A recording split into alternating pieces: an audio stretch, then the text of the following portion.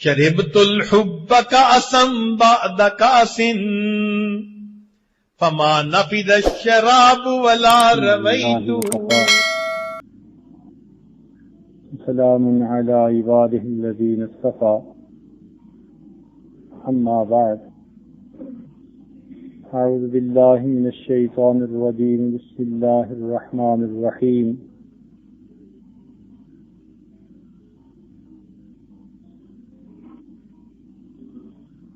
لقد خلقنا الإنسان في كبد.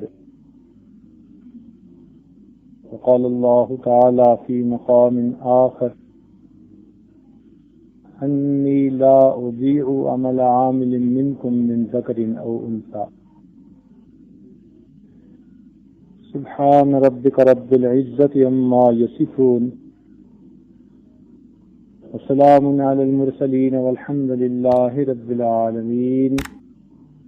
اللهم صل على سيدنا محمد وعلى آل سيدنا محمد وبارك وسلم. اللهم صل على سيدنا محمد وعلى آل سيدنا محمد وبارك وسلم. اللهم صل على سيدنا محمد وعلى آل سيدنا محمد وبارك وسلم. غنیمت سمجھ زندگی کی بہار، آنا نہ ہوگا یہاں بار بار. غنیمت جان لو مل بیٹھنے کو، غنیمت جان لو مل بیٹھنے کو، جدائی کی گھڑی سر پر کھڑی ہے. ہمارے مشائخ نے ارشاد فرمایا: الوقت سیف قاطع. وقت ایک کاٹنے والی تلوار کی مانند ہے. انسان ساری زندگی سمجھتا ہے وقت گزر رہا ہے، وقت گزر رہا ہے، وقت گزر رہا ہے، اور موت کے وقت اسے پتہ چلتا ہے کہ وقت نے تو کیا گزرنا تھا، میں ہی دنیا سے گزر گیا.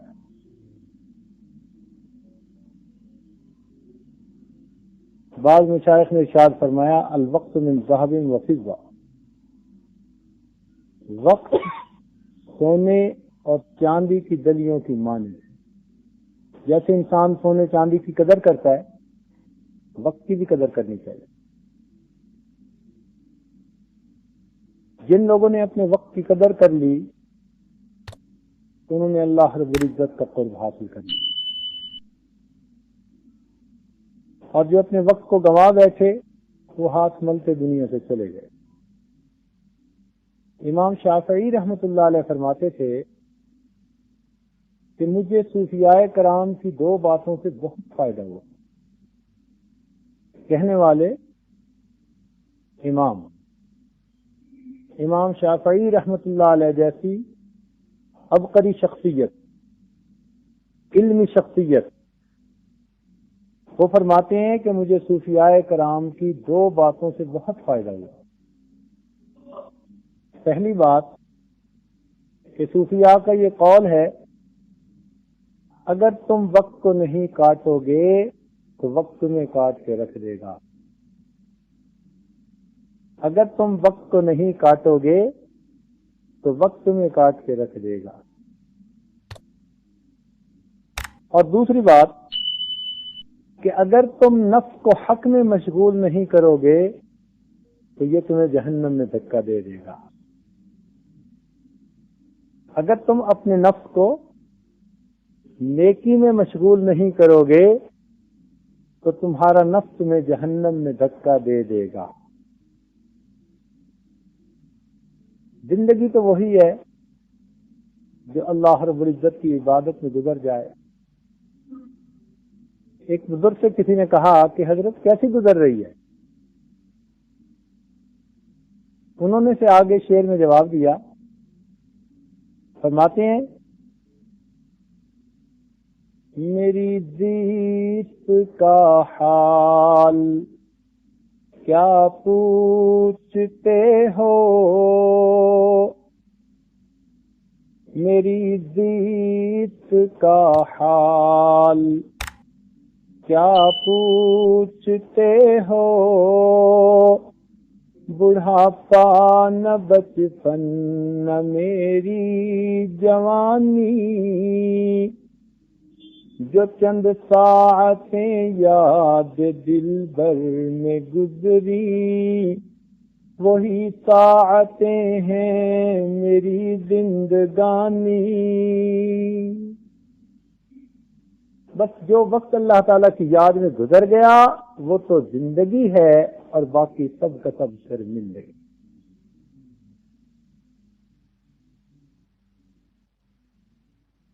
ہر عمل کی نیت ہوتی ہے، چنانچہ نبی صلی اللہ علیہ وسلم نے ارشاد فرمایا انما الاعمال بالنیات، اعمال کا دار و مدار نیت کے اوپر ہے۔ سیدنا عمر رضی اللہ تعالیٰ عنہ فرمایا کرتے تھے لا عمل لمن لا نیت له،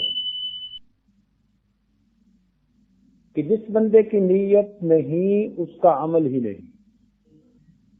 نیت ٹھیک ہوگی تو عمل ٹھیک ہوگا، اگر نیت ٹھیک نہیں ہوگی تو عمل ٹھیک نہیں ہوگا۔ اسی لیے حدیث پاک میں ارشاد فرمایا گیا نیت المؤمن خیر من عملہ، مومن کی نیت اس کے عمل سے زیادہ بہتر ہے۔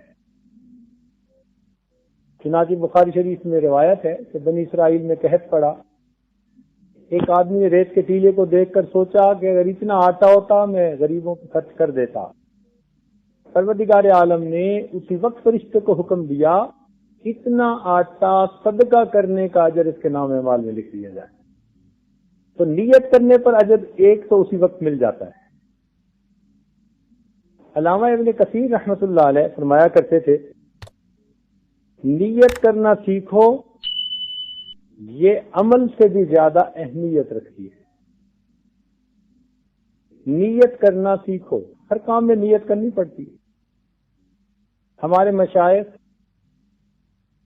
تربیت کے لیے خانقاہوں میں آنے والے لوگوں کو سب سے پہلے نیت سیکھنے کا سبق دیتے ہیں۔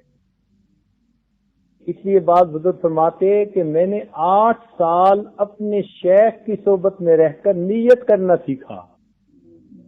ہر عمل میں نیت کیسے کرتے ہیں؟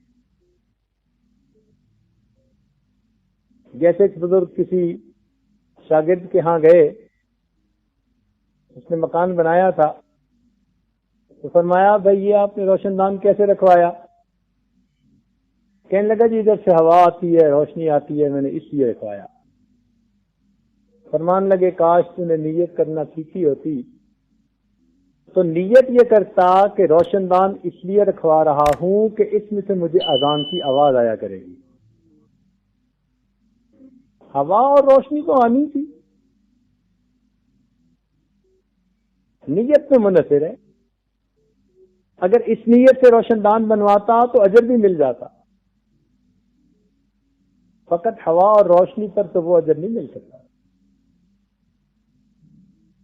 عام لوگ بھی بعض اوقات بڑے بڑے اعمال کر لیتے ہیں، نیت کے ٹھیک نہ ہونے کی وجہ سے وہ اجر نہیں پا سکتے جو اللہ کے اولیاء ان اعمال پر اجر پا لیتے ہیں۔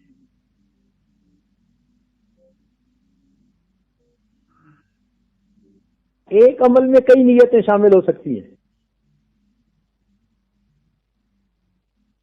تو ہم ہر وقت اس بات کو سوچیں کہ یہ کام ہم کس لیے کر رہے ہیں۔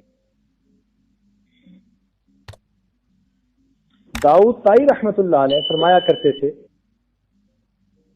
کہ حسن نیت تمام بھلائیوں کا مجموعہ ہے۔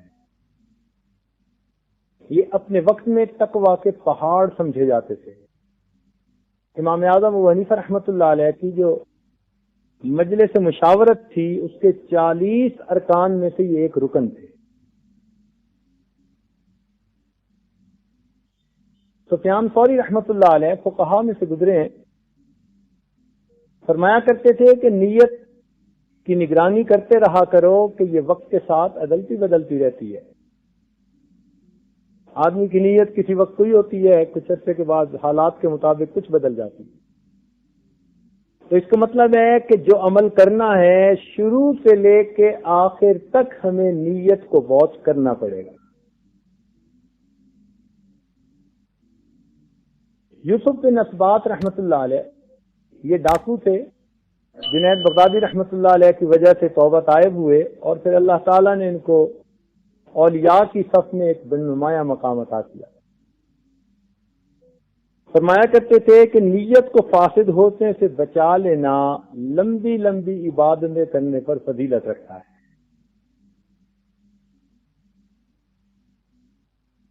حضرت عبداللہ ابن مبارک رحمۃ اللہ علیہ محدثین میں ان کا نمایاں مقام ہے.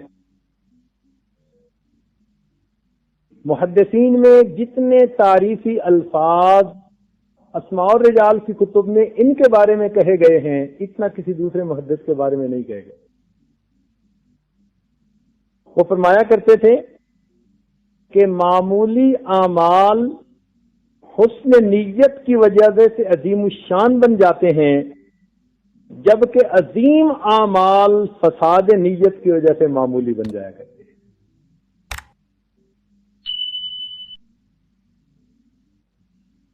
اسی لیے کسی شاعر نے کہا کہ جس کا عمل ہو بے غرض اس کی جزا کچھ اور ہے. جس کا عمل ہو بے غرض اس کی جزا کچھ اور ہے. حور و خیام سے گزر بادہ و جام سے گزر. ہمیں اللہ تعالیٰ نے اپنے گھر میں حاضری کی جو توفیق عطا فرمائی تو ہمیں یہ نیت کرنی ہے کہ ہم ایک سنت پر عمل کرنے کے لیے حاضر ہوئے ایک ایسی جگہ پر جہاں پر کئی اللہ کے چاہنے والے مختلف جگہوں سے آ کر اکٹھے ہوئے. ان عشاق کے ساتھ کچھ وقت گزارنا تاکہ مجھے بھی اللہ تعالیٰ کے عشق کی کچھ پڑیا مل جائے. اجازت ہو تو آ کر میں بھی شامل ان میں ہو جاؤں. اجازت ہو تو آ کر میں بھی شامل ان میں ہو جاؤں. سنا ہے کہ تیرے در پر ہجوم عاشقاں ہوگا. اللہ تیرے در پر کچھ عاشق اکٹھے ہوں گے میں بھی ان میں شامل ہونا چاہتا ہوں. میں بھی آپ کا طلبگار.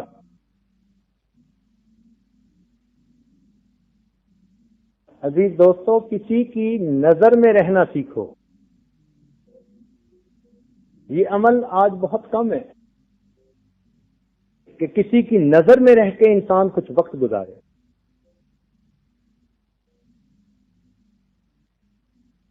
تعلیم و تربیت. تعلیم تو کتابوں سے مل گئی تربیت کہاں سے ملے گی؟ وہ کتابوں سے نہیں ملے گی وہ شخصیتوں سے ملے گی. نقوش سے نفوس نہیں بنتے نفوس سے نفوس بنا کرتے ہیں. صحبت میں آ کر پھر انسان رنگ پکڑتا ہے. کہتے ہیں نا خربوزے کو دیکھ کر خربوزہ رنگ پکڑتا ہے. انسان جس طرح کی صحبت میں بیٹھے وہی رنگ اختیار کرتا ہے. حدیث پاک میں فرمایا گیا المرء علی دین خلیلہ. انسان اپنے خلیل کے دین پر ہوتا ہے اسی طریقے پر ہوتا ہے. تو کچھ وقت ہم ایسی جگہ گزاریں کہ اللہ رب العزت کی محبت کی کچھ چاشنی ہمیں بھی نصیب ہو جائے. اور یہ طے شدہ بات ہے کہ کمپیوٹر والوں کے ساتھ بیٹھنا اٹھنا شروع کر دو کچھ عرصے بعد کمپیوٹر کا بزنس کرنے کو جی جائے گا.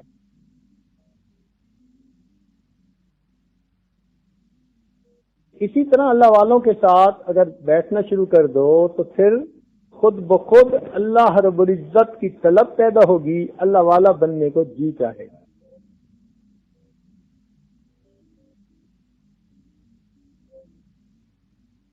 سبزی ملتی ہے سبزی والوں سے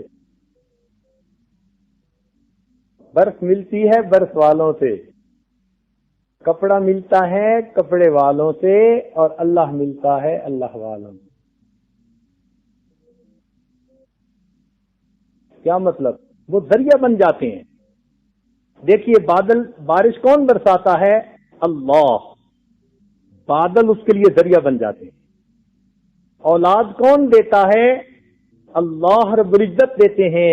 ماں باپ اس کے لیے ذریعہ بن جاتے ہیں. دلوں میں نور کون ڈالتا ہے؟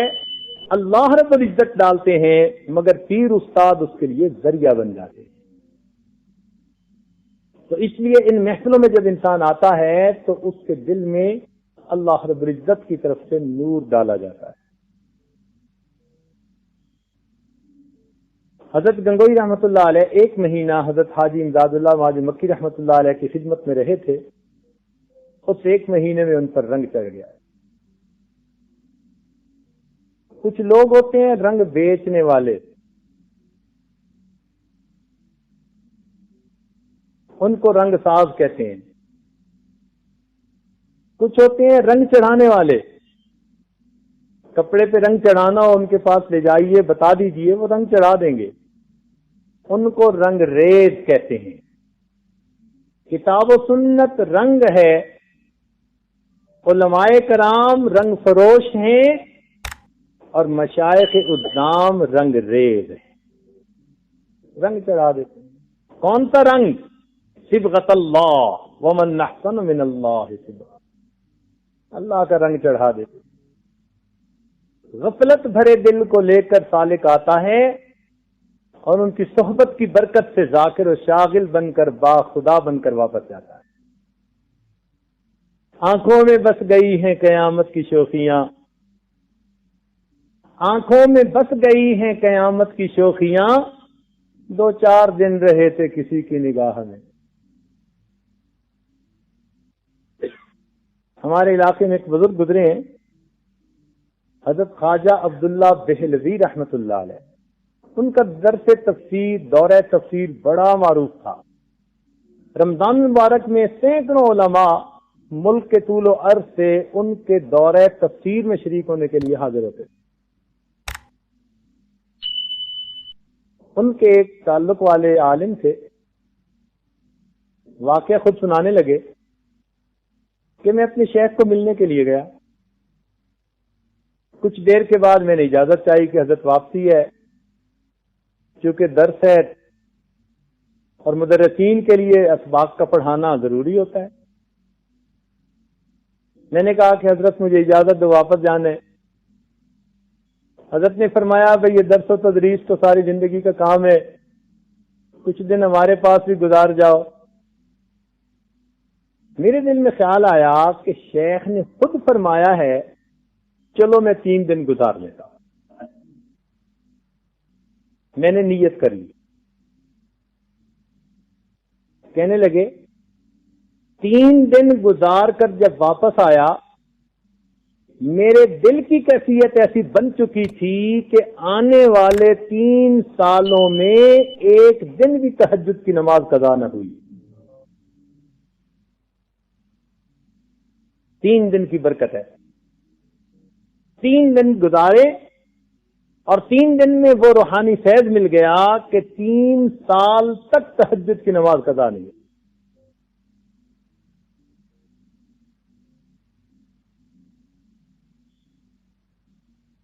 اس لیے مولانا روم رحمت اللہ علیہ فرماتے ہیں قال را بھی گزار مرد حال شو، قال را بھی گزار مرد حال شو، پیش مرد کامل پامال شو، صد کتاب و صد ورق در نار کن، جان و دل را جان بے دلدار کن. کہ تو اپنے قال کو کسی صاحب حال کے قدموں میں ڈال دے اور کسی مرد کامل کے سامنے اپنے نفس کو پامال کر دے. ان کے سامنے شاگرد بن کر بیٹھ جا. یہ کام بڑا مشکل ہوتا ہے. 100 کتابیں 100 ورق بے شک تو آگ میں ڈال دے، مگر اپنے جان و دل کو اپنے رب کے حوالے کر دے.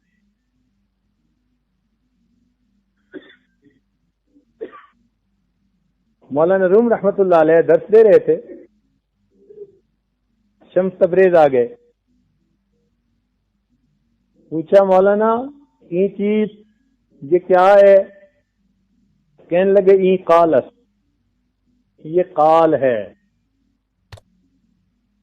انہوں نے کتاب پکڑی اور وضو خانے کا تالاب پاس تھا، اس تالاب میں ڈال دی۔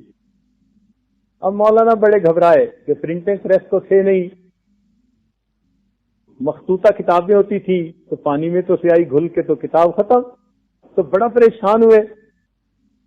جب انہوں نے دیکھا کہ پریشان ہوئے تو پانی میں ہاتھ ڈالا اور کتاب نکال کے جو اس کو ہاتھ سے ذرا دبایا تو اس میں سے مٹی نکلنے لگی۔ تو مولانا حیران ہوئے کہ اتنی خشک، کہنے لگے ای چیز، کہنے لگے ای حال ہے، سمجھ لگے یہ حال ہے۔ تو اس قال کو صاحب حال کے قدموں میں ڈالنا پڑتا ہے تاکہ ہمیں کیفیات ملیں، ایمان کی وہ چاشنی ملے، وہ لذت ملے کہ جس کے حاصل ہونے کے بعد انسان استقامت کے ساتھ شریعت پر زندگی گزارتا ہے۔ اس لیے مولانا فرماتے تھے کہ مولوی ہرگز نہ شد مولا روم تا غلام شمس تبریز نشد۔ ہمیں اللہ رب العزت نے یہ جسم ادھارا دیا ہے، یہ ہماری ملک نہیں ہے، یہ ہمیں مستعار ملا ہے، اور دستور یہ ہے کہ جو چیز ادھار کی ملے تھوڑے وقت میں اس سے زیادہ کام نکالتے ہیں۔ ہم اپنے اس جسم سے جتنی محنت کر سکتے ہیں، عبادت کر سکتے ہیں، اتنی کرنے کی کوشش کریں۔ آپ غور فرمائیے کہ پچھلے رمضان کی روزے اور تراویح کی مشقتیں ہم بھول چکے، لیکن الحمدللہ نام اعمال میں اس کا اجر باقی ہوگا۔ اس مرتبہ کی مشقتیں بھی کل بھول جائیں گے، لیکن اعمال کا اجر پھر سلامت رہے گا۔ تو اس جسم کو جتنا انسان خیر کے لیے استعمال کر سکے اتنا کرے۔ جیسے بچے کو بہلا پھسلا کے کام نکال لیتے ہیں، اس جسم کو بھی بہلا پھسلا کے عبادت کر لیجیے۔ ہمارے اکابر نے اتنی محنت کی کہ ایک بزرگ جن کی عمر 70 سال سے اوپر تھی، ان کے بارے میں لکھا ہے کہ وہ روزانہ 70 طواف کیا کرتے تھے، ہر طواف کے 7 چکر، تو 490 چکر تو یہ ہو گئے، اور ہر طواف کی 2 رکعت نفل واجب الطواف، تو 140 رکعت یہ ہو گئی۔ اب سوچیں ہم کبھی اگر 50 رکعت پڑھیں تو ہمارے تو گھٹنے ہی جواب دے دیں۔ وہ 140 رکعت تو یہ پڑھتے تھے، اور 490 چکر۔ علماء نے لکھا کہ قریب ترین چکر کا فاصلہ کا اندازہ لگایا جائے تو 13 کلومیٹر کے قریب بنتا ہے۔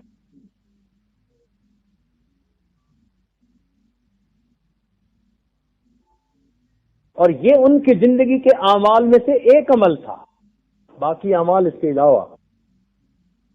اس سے اندازہ لگائیے کہ ہمارے اکابرین نے کتنی کس کے محنت کی۔ چنانچہ عشاء کے وضو سے فجر کی نمازیں پڑھا کرتے تھے۔ امام اعظم رحمت اللہ علیہ کے بارے میں آتا ہے کہ جب ان کی وفات ہوئی تو ہمسائے کا بچہ جو اپنے والدین کے ساتھ مکان کی چھت پہ سوتا تھا، وہ اپنے والد سے پوچھنے لگا، ابو یہ جو ساتھ والی چھت ہے اس پہ ایک مینارہ ہوتا تھا جو رات کو ہم دیکھتے تھے، اب وہ مینارہ نظر نہیں آتا۔ تو والد نے کہا، بیٹا وہ مینارہ نہیں تھا، وہ ابو حنیفہ تھے، وفات پا گئے، اب تم اس مینارے کو کبھی نہیں دیکھو گے۔ اتنی عبادت کہ ہمسائے کے بچے چھت کا مینارہ سمجھا کرتے تھے۔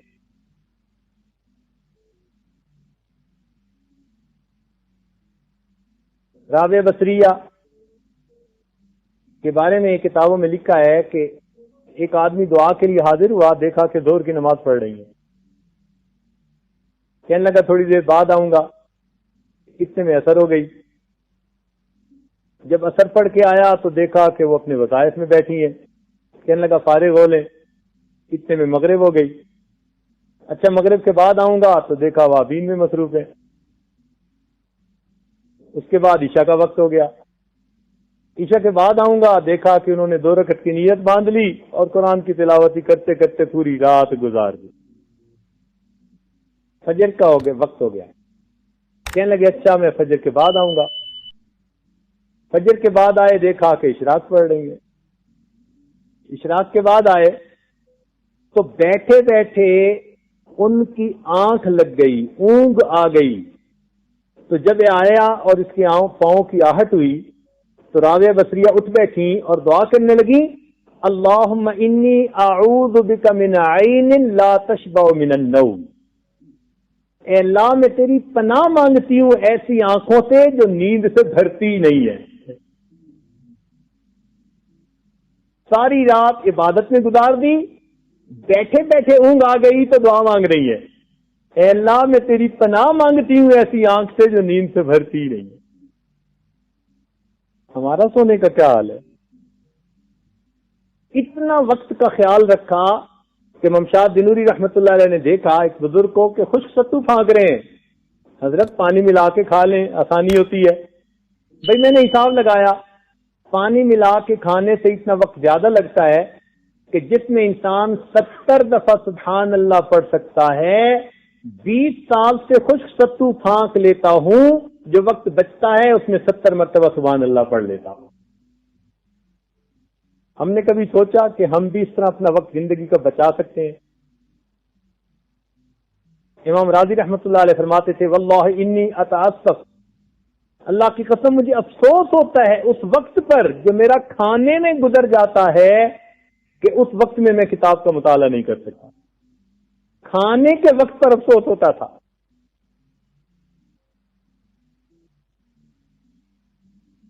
چنانچہ تاریخ انسانیت میں ایسی مثالیں نہیں ہوں گی علم کے حاصل کرنے کی جو ہمارے اکابرین نے پیش کر دی.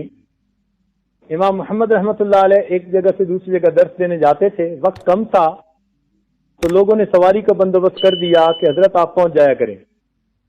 امام شافعی رحمۃ اللہ نے کہا کہ حضرت مجھے کتاب پڑھا دیں, بھائی وقت تو ہے نہیں. حضرت جب آپ سواری پہ سوار ہو کے یہاں سے وہاں جاتے ہیں نا تو آپ سواری پہ بیٹھ کر درس دینا شروع کر دیا کریں, میں سواری کے ساتھ دوڑتا بھی رہوں گا اور آپ سے کتاب کا مطالعہ بھی کرتا رہوں گا. آپ بتائیے کہ تاریخ انسانیت میں ایسی مثال مل سکتی ہے علم طلب کرنے کی؟ مولانا یحییٰ رحمۃ اللہ علیہ, حضرت شیخ الحدیث رحمۃ اللہ کے والد گرامی, دل میں تمنا پیدا ہوئی کہ گنا چوسوں. کہنے لگے کبھی فارغ ہو کے دھوپ میں بیٹھ کے چوسیں گے. 20 سال گزر گئے, دھوپ میں بیٹھ کر گنا چوسنے کی فرصت نہ ملی. ایسی زندگی گزاری.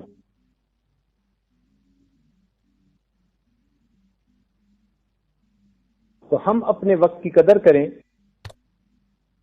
اس لیے کہ اسی وقت کو ہم چاہیں تو سونا بنا سکتے ہیں اور اسی وقت کو ہم سونے میں گزار سکتے ہیں.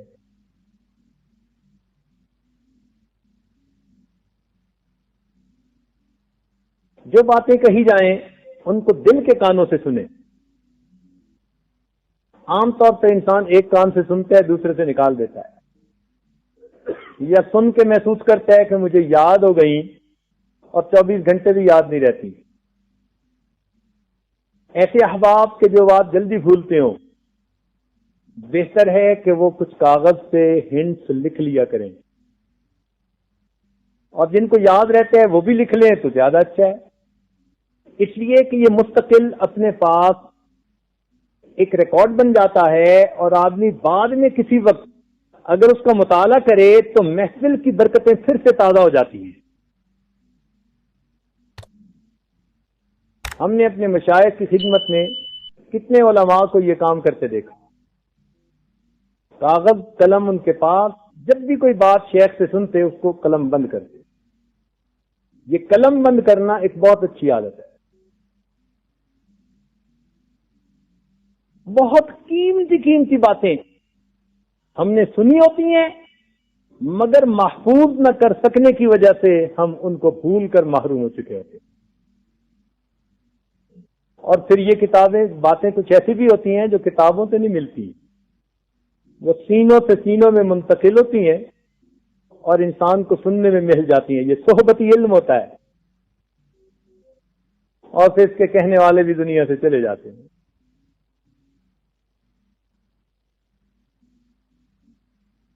اس لیے شریعت میں اس چیز کا بڑا خیال رکھا گیا کہ انسان جو سنے اس پر عمل کرے. حیران ہوتے ہیں کہ نبی علیہ السلام نے صحابہ کرام سے بیعت لی، اسمعوا واطیعوا، تم جو سنو گے اس کی اطاعت کرو گے. یہ اتنا اہم عمل ہے. اس لیے قرآن مجید میں ہے دعا، سمعنا واطعنا غفرانک ربنا والیک المصیر. اور جنتی لوگوں کی صفت بتائی گئی، نیک لوگ، الذین یستمعون القول فیتبعون احسنہ، وہ لوگ جو سنتے ہیں اچھا انداز سے اس پر عمل کرتے ہیں. اس لیے اللہ تعالیٰ ایک جگہ فرماتے ہیں ان فی ذلک لآیات لقوم یسمعون، اس میں نشانیاں ہیں ان لوگوں کے لیے جو سنتے ہیں. اس کو مطلب سب نہیں سنتے.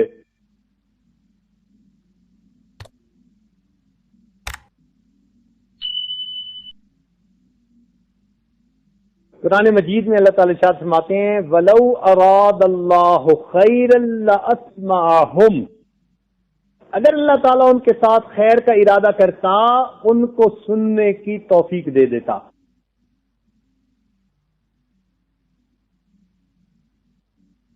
تو ہر بندہ نہیں سنتا.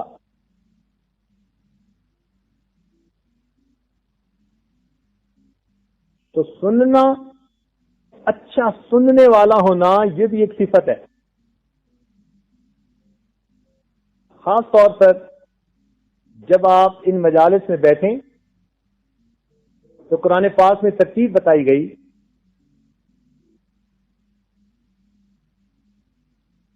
ان فی ذلک لذکری لمن کان لہ قلب. ان باتوں میں نصیحت ہے ان کے لیے جن کے اندر دل ہو، یعنی دل کو حاضر کر کے بیٹھیں. پہلی بات، دل میں طلب لے کے بیٹھیں. لمن کان لہ قلب، جن کے اندر دل ہو اور جن کے سینے میں سل ہو، پھر نہیں فائدہ ہوتا. دل ہو، طلب ہو. او القى السمع، ہمتن گوش ہو کر بیٹھیں. وہو شہید، حاضر باش ہو کر بیٹھیں. تو جو اس طرح طالب صادق حاضر باش ہو کر بیٹھتے ہیں پھر اللہ رب العزت ان کو سن کر عمل کرنے کی توفیق عطا فرما دیتے. قیامت کے دن جو لوگ جہنم میں جائیں گے تو جہنم والے فرشتے ان سے پوچھیں گے کہ کیا تمہارے پاس کوئی سمجھانے والا نہیں آیا تھا؟ وہ کہیں گے آئے تو تھے. لو كنا نسمع او نعقل ما كنا في اصحاب السعیر. اے کاش اگر ہم سنتے اور ہمارے اندر عقل ہوتی تو ہم پھر جہنم والوں میں سے نہ بنتے. اس کا مطلب ہے کہ جہنم میں کون جائیں گے؟ جو سنتے نہیں یا پھر اس کو عقل سے محفوظ نہیں کرتے، سمجھنے کی کوشش نہیں کرتے. تو اس لیے اس عاجز نے عرض کیا کہ سنیے اور دل کے کانوں سے سنیے. کبھی کبھی ضمیر کی آواز بھی سنا کریں. ایک تو یہ آواز ہے نا جو ممبر و محراب سے آپ سن رہے ہیں، ایک آواز ہے جو ہماری اندر کی مسجد سے ہمیں سنائی دیتی ہے. ادھر بھی تو مسجد ہے نا. یہ ضمیر اللہ تعالیٰ نے ایسی نعمت بنائی ہے، جب بھی انسان کوئی خرابی کرے گا اندر سے زمین چیخے گا، پکارے گا، اسے کہے گا تم کر کیا رہے ہو. لیکن انسان اتنا بہرا ہو جاتا ہے کہ ضمیر کی آواز سننا ہی چھوڑ دیتا ہے.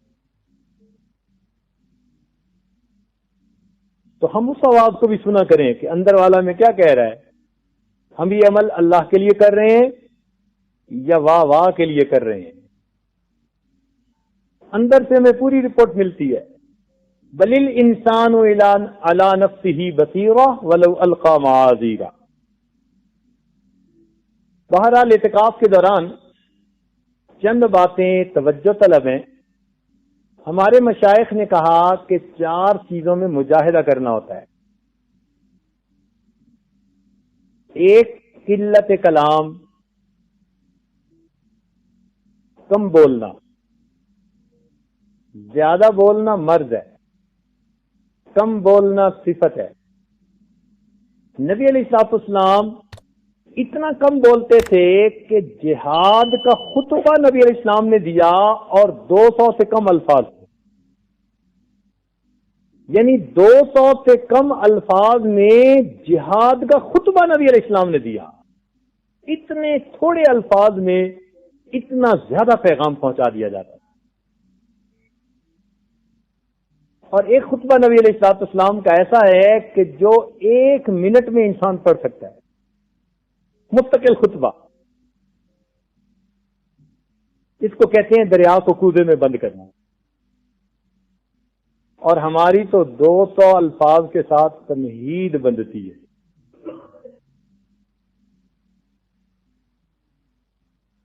تو قلت کلام، جیسے حضرت مولانا اثر کے بعد فرما رہے تھے کہ بھئی ایک دوسرے سے بات چیت کرنا بند کر دیجئے. بہت ہی کوئی ضرورت ہو تو پھر کلام کیجئے، وہ بھی آہستہ آواز کے ساتھ. کہہ رہا ہے شور دریا سے سمندر کا سکوت، کہہ رہا ہے شور دریا سے سمندر کا سکوت، جتنا جس کا ظرف ہے اتنا ہی وہ خاموش ہے. حضرت خواجہ باقی باللہ رحمۃ اللہ علیہ ہمارے سلسلہ کے ایک بزرگ گزرے، خاموش طبع تھے، بہت کم بولتے تھے. کسی نے ایک مرتبہ کہا کہ حضرت کچھ وعظ و نصیحت کریں، فائدہ ہوتا ہے لوگوں کو. حضرت نے آگے سے جواب دیا کہ بھائی، جس نے ہماری خاموشی سے کچھ نہیں پایا وہ ہماری باتوں سے بھی کچھ نہیں پائے گا. جس نے ہماری خاموشی سے کچھ نہیں پایا وہ ہماری باتوں سے بھی کچھ نہیں پائے گا. یہ وہ مجاہدہ ہے جو خانقاہی ماحول میں کرنا پڑتا ہے. ہوتا یہ ہے کہ جب انسان ذرا کم بولتا ہے نا، پھر اس کے اپنے اندر علوم و معارف بڑھتے ہیں. تو قلت کلام یہ پہلا مجاہدہ. دوسرا ہے قلت طعام. قلت طعام کا کیا مطلب؟ کہ ضرورت کے مطابق کھائے. یہ نہیں کہ ضرورت سے بھی کم کھائے اور اس کی بجائے پھر گولیاں کھانی پڑ جائیں. ضرورت کے مطابق کھائے، اسراف نہ کرے کھانے میں. کلو پر تو عمل ہو، کلو تا گلو پر عمل نہ ہو.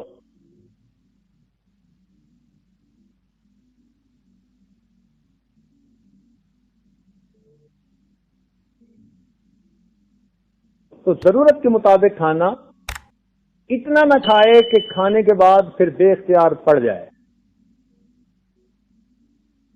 ایک بزرگ فرماتے تھے کہ کچھ لوگ ہیں جو زندہ رہنے کے لیے کھاتے ہیں، اور کچھ ایسے ہیں جو زندہ ہی کھانے کے لیے ہیں.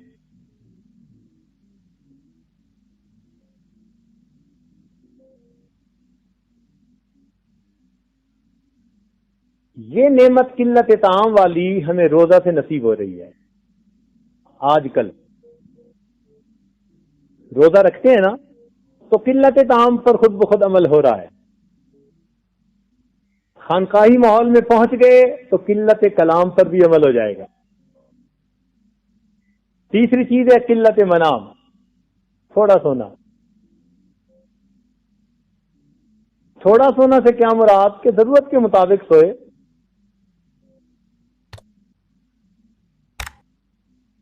گھوڑے بیچ کے سونے کی اجازت نہیں.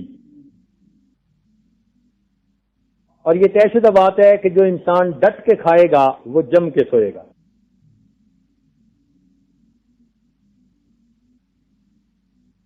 چونکہ چند راتیں ہیں، ان راتوں میں جاگنے کی کوشش کرنی ہے. ایک سکیجول بنا دیا گیا، آپ پیش کر دیں گے، اس کے مطابق آپ سوئیے اور جاگیے. اعتدال ہوگا، نیند بھی مل جائے گی، عبادت کا بھی موقع مل جائے گا. ویسے تراویح پڑھنے سے قلت منام پر عمل ہو جاتا ہے. تلاش لیلۃ القدر کے لیے ہمارے ایک مہربان ہیں، ان کی 4 تراویح ابھی رہتی ہیں. انہوں نے 4 تراویح ابھی پڑھنی ہے تو ہم ان کے پیچھے نفل کی نیت باندھ لیں. ان کی تراویح ہو جائے گی، ہمارے نفل ہو جائیں گے، قیام اللیل کا ثواب مل جائے گا. پڑھتے وہ بھی ایک پاؤ ہی ہیں، زیادہ نہیں پڑھتے، ڈرنے کی ضرورت نہیں ہے. مگر کم از کم کچھ عمل تو ہم کریں نا لیلۃ القدر کی تلاش میں.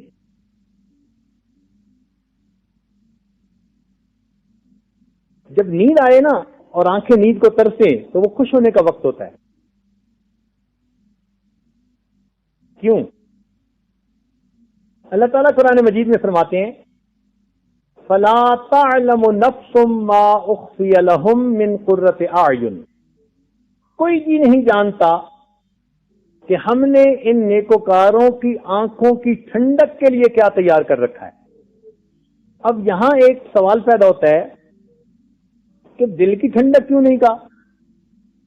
کہ ہم نے ان کے دلوں کی تسکین کے لیے کیا تیار کر رکھا ہے، ہم نے ان کی دل کی ٹھنڈک کے لیے کیا تیار کر رکھا ہے. نہیں، قرآن مجید نے فرمایا ہم نے ان کی آنکھوں کی ٹھنڈک کے لیے کیا تیار کر رکھا ہے. تو مفسرین نے اس کا جواب لکھا کہ جو لوگ راتوں کو جاگیں گے، کیونکہ رات کو جاگنے سے آنکھیں نیند کو ترستی ہیں، اللہ تعالیٰ قیامت کے دن اپنا دیدار عطا کر کے وہ لذت دیں گے کہ جن کو دیکھ کے آنکھوں کو ٹھنڈک مل جائے گی. تو اس لیے اگر آنکھیں نیند کو ترسیں تو خوش ہوں کہ الحمدللہ ایک وقت آئے گا کہ ان آنکھوں کی اس نیند کی کمی کی لاج رکھی جائے گی اور ان کو تسکین عطا کی جائے گی. تو قلت منام تراویح سے اور قیام اللیل سے انشاءاللہ اس پر بھی عمل ہو جائے گا. اس کے بعد رہ گیا قلت اختلاط مال انام، لوگوں کے ساتھ تھوڑا اختلاط کرنا. جو لوگ اعتکاف میں بیٹھ چکے ان کو اس پر عمل نصیب ہو گیا. اب اعتکاف میں بیٹھے ہیں تو مسجد سے باہر جا کے ہر بندے سے مل نہیں سکتے. مسجد میں آنے والوں سے ملنے کی اجازت ہے. کیا مطلب کہ ہم مشرب سے ملو، ہر ایک سے ملنے کی اجازت نہیں ہے. تو اس پر عمل بھی نصیب ہو گیا. تو الحمدللہ کہ جو دوست احباب اعتکاف کی نیت سے مسجد میں تشریف لے آئے ان کو مجاہدے کی ان 4 قسموں پر عمل کی توفیق نصیب ہو گئی. رمضان مبارک میں ہم نے صبر سیکھنا ہے. اس کو شہر الصبر حدیث پاک میں کہا گیا، صبر سیکھنے کا مہینہ. روزہ صبر سکھاتا ہے اور لذات گناہوں کے کرنے کا سبب بنتی ہیں. روزے سے ہمیں ایک سبق ملتا ہے کہ جب روزے دار آدمی اللہ رب العزت کے حکم پر حلال چیزوں کو چھوڑ سکتا ہے تو پھر حرام چیزوں کو چھوڑنا تو بہت آسان میں معلوم ہوتا ہے. یعنی کھانا پینا جماع یہ حلال تھا بندے کے لیے، مگر رمضان مبارک میں دن میں ان کو چھوڑ دیا. مقصد کیا کہ اے پروردگار اگر میں حلال چیزوں کو آپ کے اشارے پر چھوڑ سکتا ہوں تو پھر حرام کو تو میں بہت آسانی کے ساتھ چھوڑ سکتا ہوں. ہم نے یہ سبق سیکھنا ہے تاکہ بقیہ پورا سال ہم حرام سے بچنے کی کوشش کریں. یہ مہینہ بڑا عجیب ہے، ڈٹ کے گزار لیں گے نا تو یہ پچھلے گناہوں کی مغفرت ہو جائے گی. مفسرین نے لکھا کہ حضرت یعقوب علیہ السلام کے 12 بیٹے، 11 بھائی ایک اور 12ویں یوسف علیہ السلام، احد عشرہ کوکبہ 11 بھائی اور 12ویں حضرت یوسف علیہ السلام. لیکن حضرت یوسف علیہ السلام کی وجہ سے اللہ تعالیٰ نے ان کے 11 بھائیوں کی کوتاہیوں غلطیوں کو معاف فرما دیا.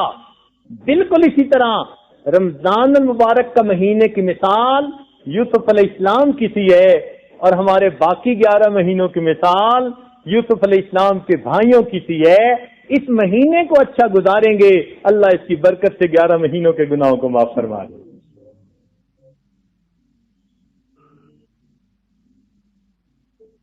اس لیے ہم نے مسجد میں رہ کر اپنے نفس کی مخالفت کرنی ہے۔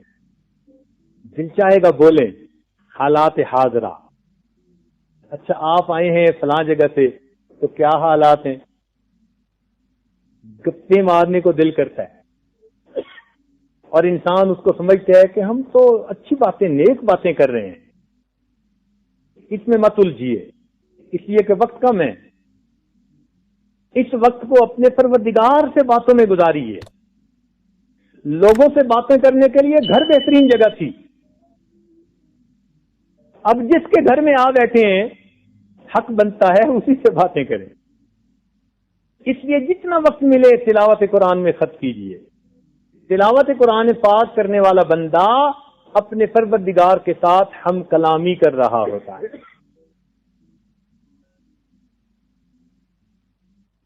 اس لیے ہمارے مشائخ نے فرمایا کہ مجاہدے سے مشاہدہ نصیب ہوتا ہے، مجاہدے سے مشاہدہ نصیب ہوتا ہے۔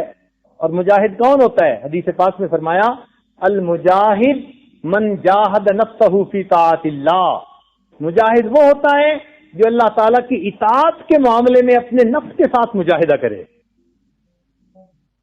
تو ہم نے شریعت کی پابندی کے لیے نفس کے ساتھ مجاہدہ۔ دیکھیں مجاہدہ 3 طرح کا، ایک ہوتے ہیں مخالفت فی المعاصی، گناہوں کے بارے میں نفس کی مخالفت کرنا، یہ انسان پر فرض ہوتا ہے۔ مخالفت فی المعاصی کیا ہے؟ انسان کے اوپر فرض ہے۔ ایک ہوتی ہے مخالفت فی الحدود، حظ اور لذت میں نفس کی مخالفت کرنا، یہ مستحب ہے کہ اللہ تعالی کے لیے لذتوں کو چھوڑ دے۔ اور ایک ہے مخالفت فی الحقوق، نفس کے حق کے بارے میں مخالفت کرنا، یہ ناپسندیدہ ہے، اس کو منع کر دیا گیا۔ مثلا ایک آدمی بیمار ہے، دوائی نہیں کھاتا، تو یہ نفس کے حق کو پورا نہیں کر رہا۔ تو شریعت نے دیکھو کتنا اعتدال کی بات سکھائی، حقوق ہیں نفس کے تو مخالفت کو منع کر دیا، لذتوں کا معاملہ ہے تو پسند کیا کہ ان کو چھوڑ دو اللہ کے لیے۔ عبد اللطیف بنو، عبد اللطف نہ بنو۔ آج کل تو لطف کچھ لینے کو جی چاہتے ہیں نا ہر چیز میں، اور تو اور اذکار بھی تھوڑے دن کرتے ہیں نا تو پھر کہتے ہیں جی لطف نہیں آ رہا۔ تو بھئی یہ اللہ کا کرم تھوڑا ہے کہ اس نے بیٹھنے کی توفیق عطا فرما دی۔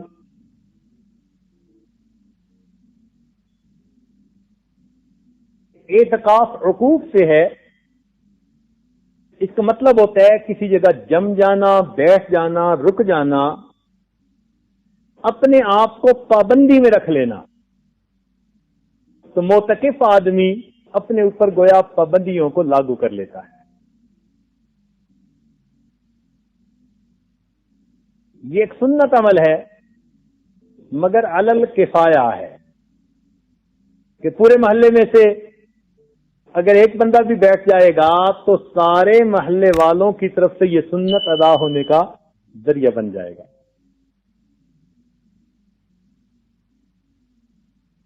دیکھیے اعتکاف میں اختلاط میں اعتدال سکھایا۔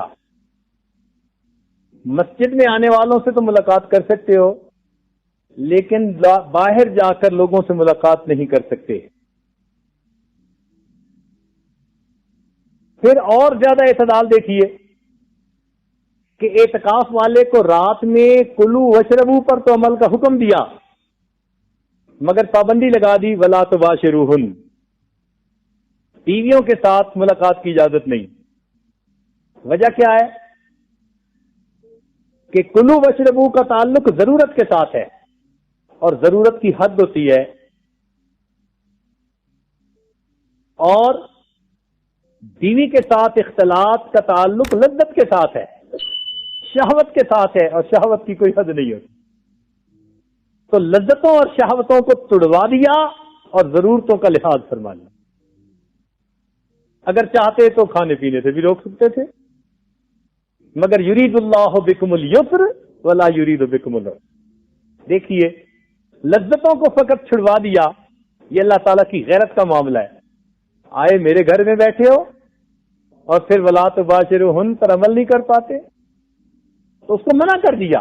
اور واقعی جب انسان بیوی کے ساتھ مشغول ہوتا ہے تو اللہ تعالیٰ کی طرف توجہ کی وہ کیفیت نہیں ہوتی جو ہونی چاہیے. اس لیے اعتکاف والوں کو اس ایک عمل سے منع فرما دیا. مسجد میں اعتکاف بیٹھنے کے لیے حکم فرمایا. گھر میں بھی فرما سکتے تھے، ویرانوں میں بھی کہہ سکتے تھے. مسجد میں فرمایا کیوں؟ تاکہ نماز باجماعت وقت پر نصیب ہو سکے. اس کی اہمیت کا اندازہ ہوتا ہے اور یہ بھی پتہ چلتا ہے کہ انسان جماعت کے ساتھ مل کر تو کچھ حیثیت رکھتا ہے، اکیلا ہو کر کوئی حیثیت نہیں رکھتا. تو نماز باجماعت کی پابندی، اگر گھر میں اعتکاف کا حکم دیتے تو نماز باجماعت کیسے ملتی؟ اس لیے مردوں کو حکم دیا کہ وہ مسجد میں آ کر اعتکاف میں بیٹھیں، اور عورتوں کو حکم دیا کہ گھر میں جو مسجد ہوتی ہے، کوئی مصلی رکھنے کی جگہ، کوئی کمرہ، کوئی تخت پوش جس پر بیٹھ کے نماز پڑھتی ہیں، وہ گھر کی مسجد ہوتی ہے، مسجد بیت ہوتی ہے. وہ حدیث پاک سے بھی اس کا ثبوت ملتا ہے. چنانچہ ایک حدیث پاک ہے، نبی علیہ الصلوۃ والسلام نے فرمایا ما اجتمع قوم فی بیت من بیوت اللہ یتدارسون القرآن، کہ کوئی قوم اللہ کے گھروں میں سے کسی گھر میں اکٹھی نہیں ہوتی جہاں قرآن پڑھایا جاتا ہو.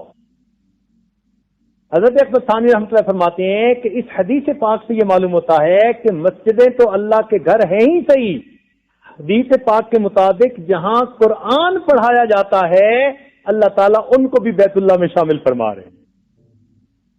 یہ بھی بیت اللہ ہے، بیت من بیوت اللہ.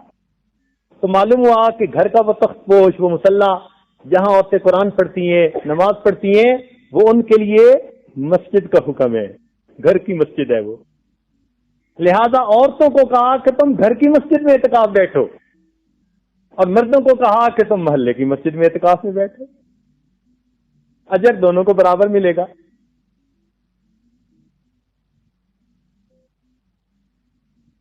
اللہ رب العزت نے سہولت کا بڑا لحاظ رکھا، اتنا کہ اگر گھر سے کوئی کھانا لانے والا نہیں تو حکم دیا کہ اعتکاف میں ہو مگر پھر تم گھر سے جا کے اپنا کھانا لا سکتے ہو تاکہ تم کھا سکو. یہاں سے ایک مسئلہ اور بھی واضح ہوا کہ شریعت نے سوال سے منع فرما دیا. غیر کی طرف مت دیکھو، محتاجی نہ کرو کسی کی کہ جی کوئی لا کے ہمیں دے. مسجد میں کوئی نہیں لانے والا، اپنا بیٹا بھائی خود جا کے اپنے گھر سے روٹی لا سکتے ہو. تو سوال کو ناپسند کیا، اور یہی امام اعظم ابو حنیفہ رحمۃ اللہ علیہ کا ذوق تھا کہ نبی علیہ الصلوۃ والسلام حد الوسع سوال سے گریز فرماتے تھے. علمی سوال کی اجازت، لیکن چیزوں کے سوال سے پرہیز فرماتے تھے. اس لیے ایک صحابہ کی جماعت سے بیعت لی کہ تم کسی سے سوال نہیں کرو گے، اور وہ لوگ اتنا اس پر عمل کرتے تھے کہ اگر سواری پر بیٹھے ہیں، کوڑا گر گیا تو کسی سے کہتے نہیں تھے اٹھا کے دیں، خود اترتے تھے، کوڑا اٹھانے کے بعد پھر سوار ہوا کرتے تھے. اور یہی امام اعظم رحمۃ اللہ علیہ کا مزاج تھا. چنانچہ اگر تیمم اگر پانی نہ ہو بندے کے پاس اور کسی اور کے پاس پانی ہے تو باقی فقہا کہتے ہیں کہ مانگنا لازمی اس کے اوپر ہے کہ ان سے مانگے، اگر نہیں دیتے پھر تیمم کرے. امام صاحب نے کہا نہیں، تیمم کے لیے مانگنا شرط نہیں ہے، سوال شرط نہیں ہے. اپنے وسائل میں ہے تو کرے وضو پانی سے، اگر اپنے وسائل میں نہیں تو مانگنا شرط نہیں ہے. کیونکہ کئی مرتبہ آدمی کی طبیعت ہوتی ہے نہیں سوال کرنا پسند کرتا کسی سے. تو امام اعظم نے دیکھو کیسا مسئلہ لکھا، سبحان اللہ، شریعت کے نبی علیہ السلام کے مزاج کو سامنے رکھا کہ آپ اس طرح سوال کو پسند نہیں فرماتے. تو شریعت نے آسانی دی کہ اگر کوئی لانے والا نہیں تو تم گھر جا کے اپنا کھانا لا سکتے. مزید آسانی دیکھیے کہ آئے تو اعتکاف والے ہیں لیلۃ القدر کی تلاش میں، مگر پروردگار نے آسانی کر دی، 10 کی 10 راتوں میں نہیں جگایا، فرمایا ایک رات جاگ لو، پھر دوسری تخفیف ہے آرام کر لو، پھر جاگ لو، پھر آرام کر لو، اس لیے کہ لیلۃ القدر کو اللہ تعالیٰ نے وتر راتوں کے اندر بنا دیا ہے. کتنی آسانی اپنے بندوں کے لیے فرما دی اللہ تعالیٰ نے کہ جو اعتکاف میں آ کر بیٹھے ان کو بھی متواتر 10 راتیں جاگنے کا حکم نہیں. فرمایا کہ نہیں بھائی، جو 21، 23، 25، 27 اس طرح کی راتیں ہیں، ان میں لیلۃ القدر ہونے کے چانسز زیادہ ہیں، ان میں زیادہ جاگو، اور دوسری رات میں تم بے شک کچھ آرام کر لو. تو ایک رات جگایا، ایک رات آرام، ایک رات جگایا، ایک رات آرام. اور وسعت دیکھیے کہ اگر کوئی آدمی ایسا ہے کہ اس کے گھر کمانے والا کوئی نہیں، تو فرمایا کہ تم اگرچہ مسجد میں اعتکاف کی نیت سے آ چکے ہو، لیکن اگر تم اتنی تجارت کرو کہ جس سے تم روزی کما کے بچوں کو پہنچا سکو، تو اتنی تجارت کرنے کی بھی اجازت عطا فرما. اللہ رب العزت نے اپنے بندوں کی جائز ضروریات کا کتنا خیال فرمایا ہے. وما جعل علیکم فی الدین من حرج، واقعی دین کے اندر اللہ نے حرج نہیں رکھا. اور مزید بات حدیث پاک میں آتا ہے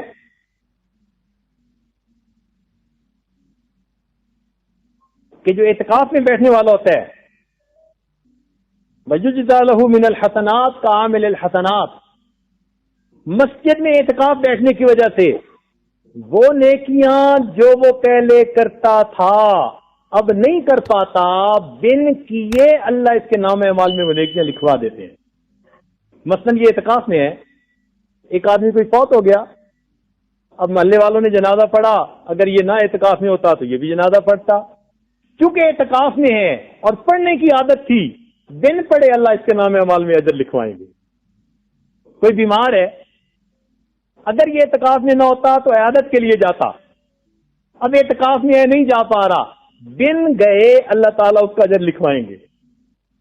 تو کتنی سہولت کہ وہ نیکیاں جو اعتکاف میں نہ ہونے کی حالت میں یہ کیا کرتا تھا، اب اعتکاف کی وجہ سے نہیں کر پا رہا، اللہ تعالیٰ بن کیے وہ نیکیاں اس کے نام اعمال میں لکھوا دیتے.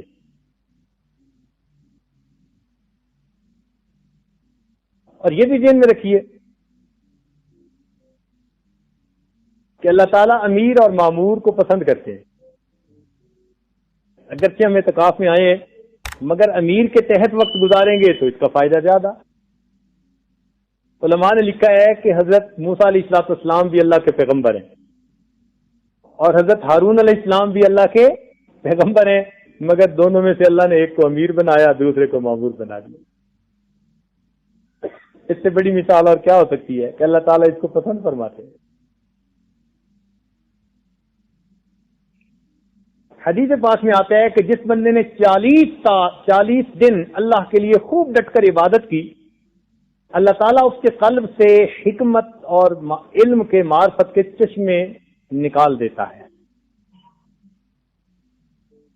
اسی لیے چلہ معروف ہے ہمارے بزرگوں میں شروع سے ہی. بنی اسرائیل پر 40 دن کے روزے تھے. پہلی امتیں 40 دن کے روزے رکھتی تھی. عجیب بات کہ اس امت کو اللہ تعالیٰ نے روزے تو 30 دیے، اجر 40 کا دیا.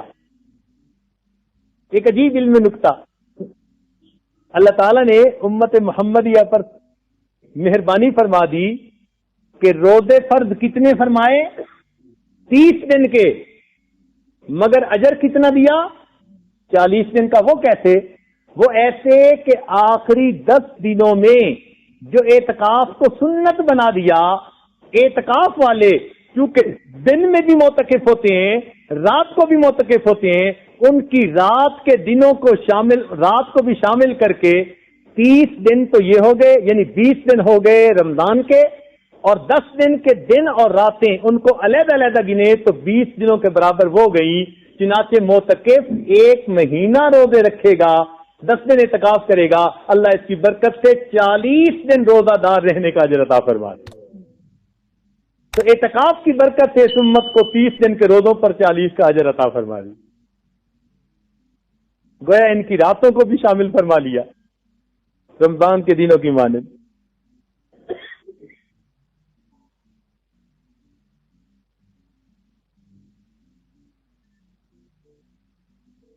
حضرت نے فرمایا کرتے تھے حاسبو قبل ان تحاسبو، تم اپنا محاسبہ کرو اس سے پہلے کہ تمہارا محاسبہ کیا جائے۔ یہ اپنا محاسبہ کرنے کا بہترین وقت ہے کہ ہمیں چند دن مل گئے، اس میں ہم ذرا اپنے آپ پر نظر دوڑائیں۔ ایک والد تھے، وہ اپنے بیٹے کو کہتے تھے بیٹا تم جو کام بھی کرو مجھے رپورٹ دیا کرو، مجھے رپورٹ دیا کرو۔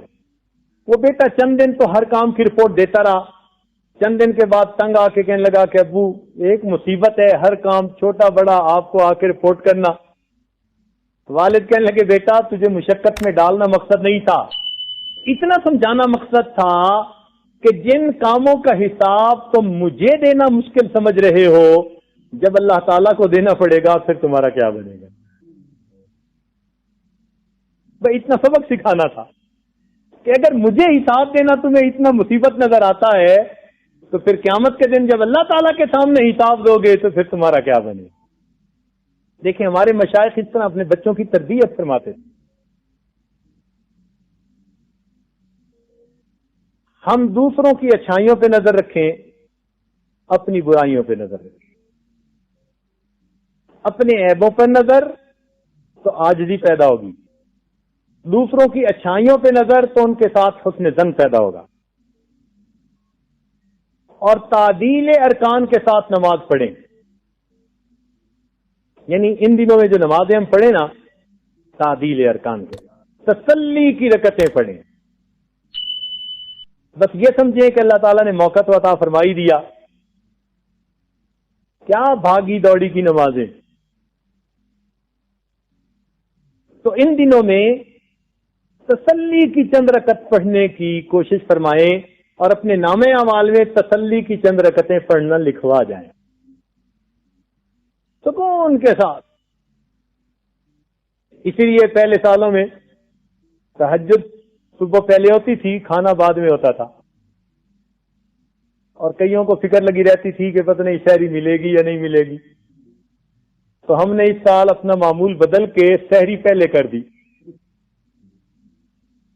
کہ اطمینان سے کھانا کھائیں پھر تسلی سے نماز پڑھیں، کیونکہ جب سحری کر لی اب تو اور کرنے کا کام کوئی نہیں، تو ہم نے کہا کہ چلو تسلی کی چند رکعتیں مل جائیں، اطمینان کی نمازیں ادا کرنے کی کوشش فرمائیں، نماز میں دھیان جمانے کی مشق فرمائیں۔ ان دنوں میں یہ وقت اللہ تعالیٰ نے عطا فرما دیا ہے، ایسا بہترین وقت ہمیں معلوم نہیں زندگی میں پھر کب ملے گا، کب تک ہم بے ذوق سجدے کریں گے اور بے سرور نمازیں پڑھیں گے، اور اگر کوشش کے باوجود بھی ایسی نماز نصیب نہیں ہوتی تو پھر اللہ تعالیٰ سے رو کے مانگیں، رو کے مانگیں الہی مجھ پہ کرم کر بڑے عذاب میں ہوں، الہی مجھ پہ کرم کر بڑے عذاب میں ہوں کہ تیرے سامنے بیٹھا ہوں اور حجاب میں ہوں۔ اللہ کے سامنے بیٹھ کے بھی حجاب میں ہے، اور رونے کی کیا بات سے بڑی ہو سکتی۔ اب آخر میں 2 باتیں چھوٹی چھوٹی توجہ طلب ہیں۔ آپ کا اعتکاف میں آ کر بیٹھ جانا عمل کی قبولیت کی دلیل ہے، آپ کا اعتکاف میں آ کر بیٹھ جانا اس عمل کی قبولیت کی دلیل ہے۔ وہ کیسے؟ وہ ایسے کہ جو سخی ہوتا ہے نا، وہ اپنے در پر آئے ہوئے کو خالی بھیجنا پسند نہیں کرتا، تو اگر دنیا کے سخی اپنے در پہ آئے ہوئے کو خالی بھیجنا پسند نہیں کرتے تو سخیوں کے پروردگار اپنے در پہ آئے ہوئے کو خالی کیسے بھیجیں؟ اگر وہ نہ دینا چاہتے ہوتے تو کوئی نہ کوئی وجہ بن جاتی، کوئی گھر کا بیمار ہوتا، کوئی کام نکل آتا، کوئی مسئلہ بن جاتا، نہ پہنچ پاتے۔ اللہ تعالیٰ کے لیے بڑا آسان تھا کہ جس کو نہیں دینا اس کو اپنے در پہ آنے ہی نہ دے۔ ویسے بھی بندوں کا بھی دستور ہے کہ جس کو پسند کرتے ہیں گھر کے دروازے کے قریب اسے دیکھنا ہی پسند نہیں کرتے۔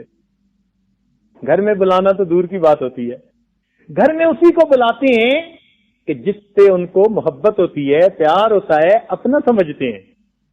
اللہ تعالیٰ نے اپنے گھر آ کر بیٹھنے کی جو توفیق دی، یہ آ جانا اور بیٹھ جانا ہی عمل کی قبولیت کی دلیل ہے۔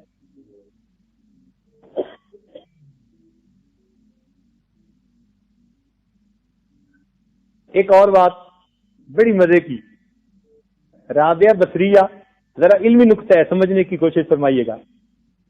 رابعہ بصریہ نے حج کیا تو حج کرنے کے بعد کہنے لگی کہ بس اجر کی مستحق بن گئی۔ خوش ہو کے کہنے لگی حج کیا تو حج کرنے کے بعد کیا؟ خوش ہو کے کہنے لگی کہ میں اجر کی مستحق بن گئی۔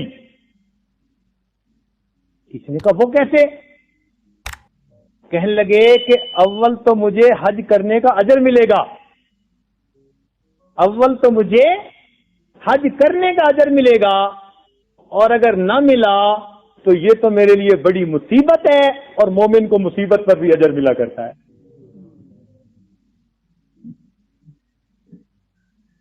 اول تو مجھے حج کرنے پر اجر ملے گا، اور اگر نہ ملا تو میرے لیے یہ بڑی مصیبت ہے، اور مصیبت پر مومن کو اجر ملا کرتا ہے۔ تو بھائی آ جانا قبولیت کی دلیل، اول تو اس پر اجر ملے گا، اور اگر نہ ملا تو اس سے بڑی مصیبت اور کیا ہو سکتی ہے، اور مومن کو اللہ تعالیٰ نے مصیبت پر بھی اجر عطا کرنے کا وعدہ فرما دیا، تو ملے گا، پکا ملے گا۔ اور ایک بات اور بھی سن لیجئے کہ جو انسان دنیا میں اللہ رب العزت کے ساتھ دوستی کرنے کی کوشش کرے گا، اللہ تعالیٰ قیامت کے دن اسے دشمنوں کی صفوں میں کبھی کھڑا نہیں فرمائے گا۔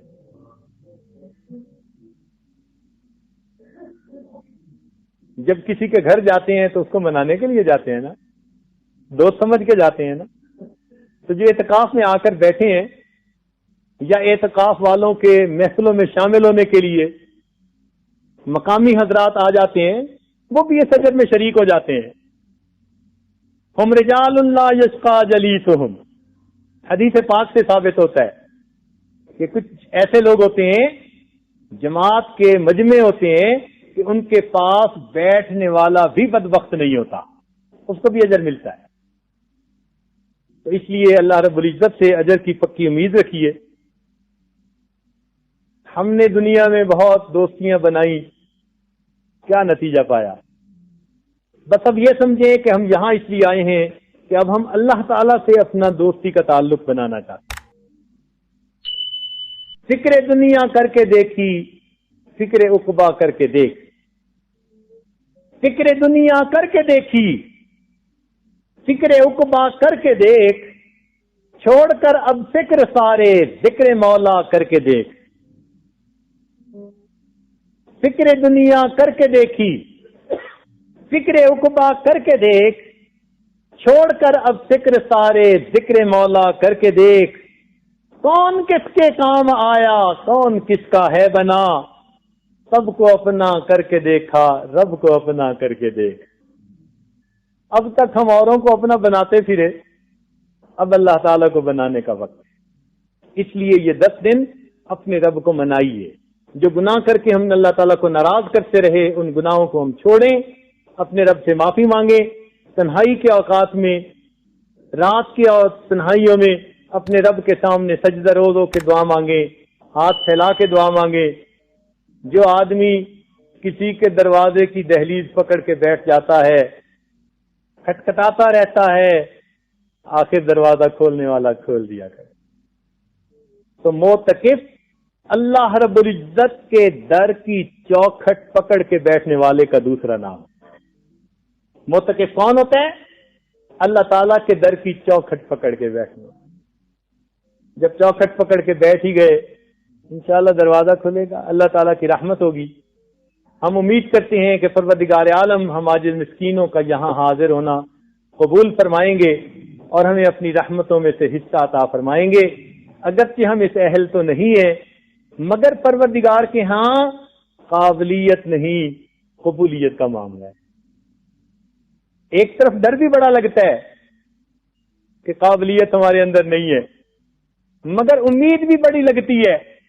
اللہ اگر آپ نے قابلیت پر بات رکھی ہوتی تو ہمارا تو ٹھکانہ ہی نہیں تھا. یہ کتنی خوشی کی بات ہے کہ آپ کے ہاں قابلیت نہیں، قبولیت کی بات ہے. تو قبول تو ہم بھی ہو سکتے ہیں، اس میں کون سی رکاوٹ ہے؟ وہی سہاگن جسے پیا چاہے.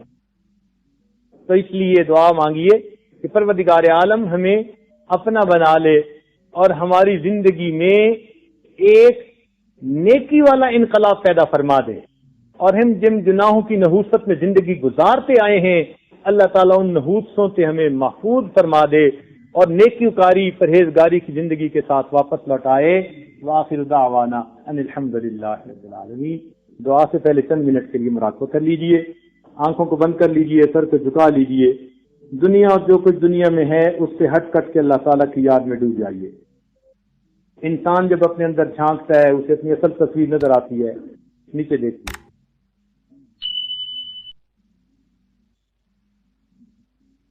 اللہ کو اپنا بنا لو، اللہ کو اپنا بنا لو،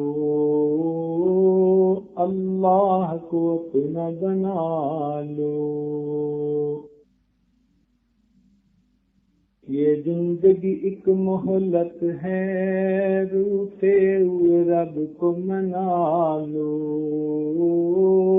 اللہ کو اپنا بنا لو،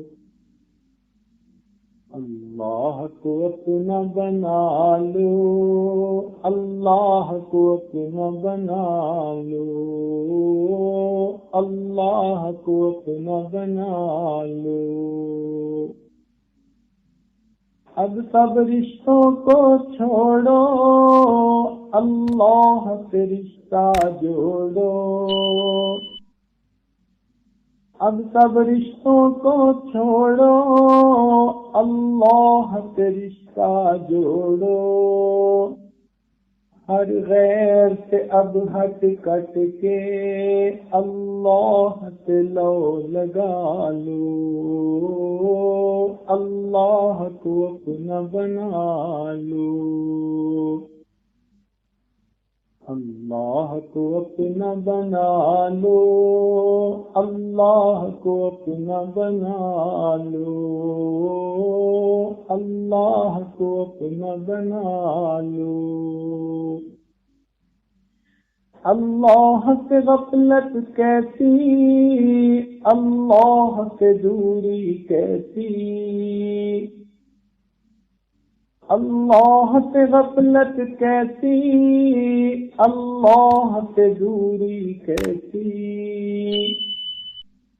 اب سب وردوں کو چھوڑو، اللہ کو ورد بنا لو،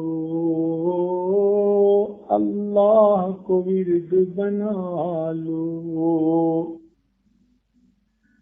اللہ کو دل میں بسا لو، اللہ کو دل میں بسا لو، اللہ سے لو لگا لو.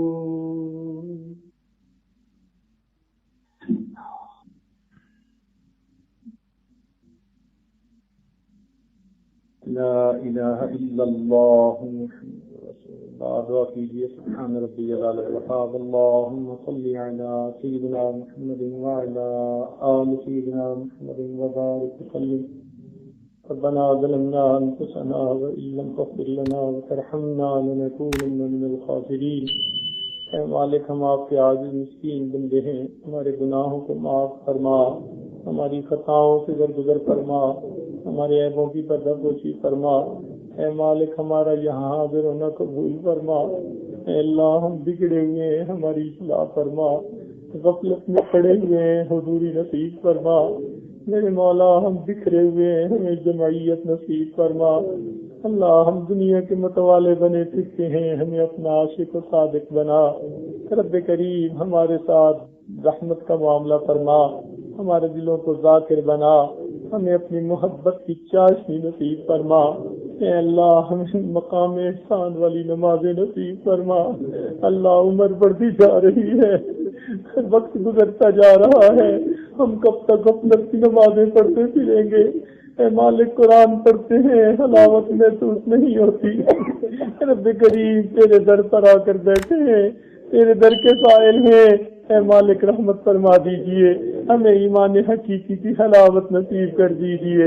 رب کریم تلاوت